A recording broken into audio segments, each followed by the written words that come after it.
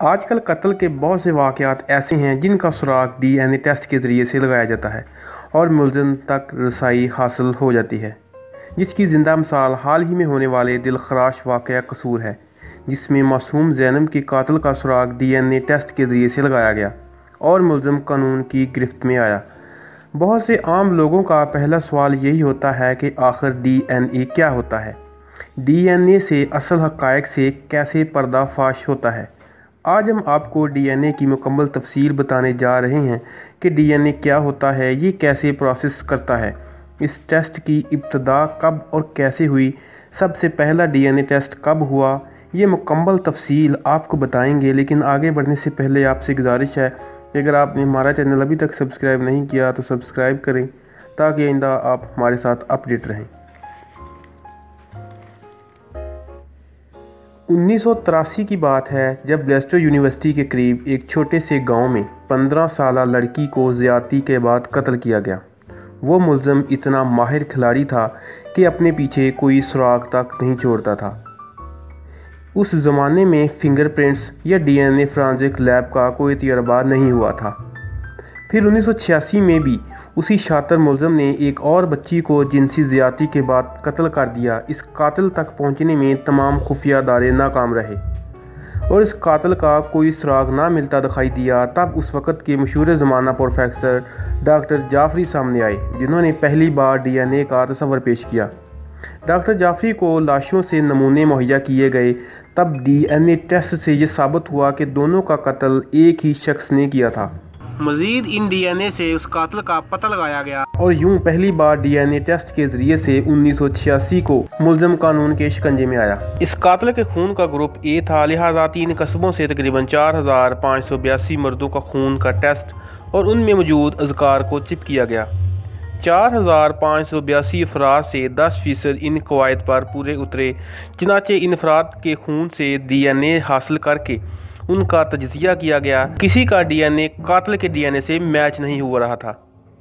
इस शहर में एक मकामी कॉलन पेज नामी शख्स था जिसने खतीर रकम देकर अपने खून के नमूने की बजाय अपने दोस्त के नमूने जमा करवाए थे और यूं वही वाहिद शख्स था जिसका डीएनए टेस्ट नहीं किया गया।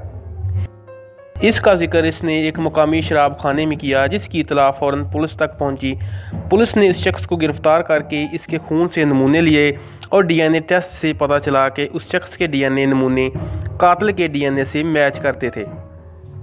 केस लड़ने की बजाय उस शख्स ने फ़ौरन अपना जुर्म कबूल किया और यूं डीएनए टेस्ट से पकड़ा जाने वाला पहला मुजरम कॉलन पेज ही ठहरा। सबसे अहम सवाल ये कि आखिर डीएनए क्या होता है। हर इंसान के जिस्म में खरबों के हिसाब से सेल्स होते हैं और हर सेल के मरकज़ में एक मॉलिक्यूल होता है जिसे डीएनए कहा जाता है। डीएनए इंसान की ज़िंदगी, इसकी शख्सियत, इसकी हिस्ट्री के हवाले से मुकम्मल मालूमात फराहम करता है। डीएनए टेस्ट से किसी भी नामालूम शख्स की शिनाख्त की जा सकती है। डीएनए टेस्ट के लिए इन शख्स के बाल, हड्डी, गोश्त या फिंगरप्रिंट्स के नमूने से हासिल किए जाते हैं। माहिरीन के मुताबिक डीएनए टेस्ट के अमल में तहकीकाती ऑफिसर का काम सबसे अहम होता है। जैविकुए से हासिल किए जाने वाले बायोलॉजिकल नमूने यूं ही लेबॉरेटरी भेजे जाते हैं तो बड़ी महारत से इन नमूनों के मॉलिक्यूल से डीएनए हासिल किए जाते हैं। इन डीएनए पर मुख्तलिफ तजर्बात किए जाते हैं और मुख्तलिफ मशीनों से उन नमूनों को गुजारा जाता है। इन टेस्टों से कंप्यूटराइज्ड रिजल्ट हासिल किए जाते हैं जो इस शख्स का डीएनए प्रोफाइल कहलाता है। इस तरह इस प्रोफाइल को टैली करके नताइज हासिल किए जाते हैं। हमारे जिस्म के हर सेल में डीएनए मौजूद होता है जो 2 क्रोमोसोम्स पर मुश्तमिल होता है, जो हर फर्द की अलग इनफरादी खसूसियत को ज़ाहिर करता है और यही इनफरादी खसूसियत आइंदा नस्लों में भी मुंतकिल होती है, जिसकी वजह से रंग व नस्ल, हरकत और सकनात वालदैन से मुशाहबत रखती है। दुनिया भर में फॉरेंसिक लैब में डीएनए टेस्ट की दस्तयाबी माहिर चोरों की गिरफ्तारी और आदि मुजरमों को पकड़ने में काफ़ी कारगर साबित होती है, जबकि इस टेस्ट के ज़रिए कई ऐसे मुकदमात की गुत्थी सुलझाई गई है जो क्राइम की दुनिया में नाकाबिले यकीन समझे जाते हैं। हमें उम्मीद है आपको ये वीडियो भी पसंद आई होगी। वीडियो पसंद आई हो तो लाइक करें, ना पसंद हो तो डिसलाइक करें। अपनी कीमती आरा देना चाहते हैं तो नीचे कमेंट्स में करें।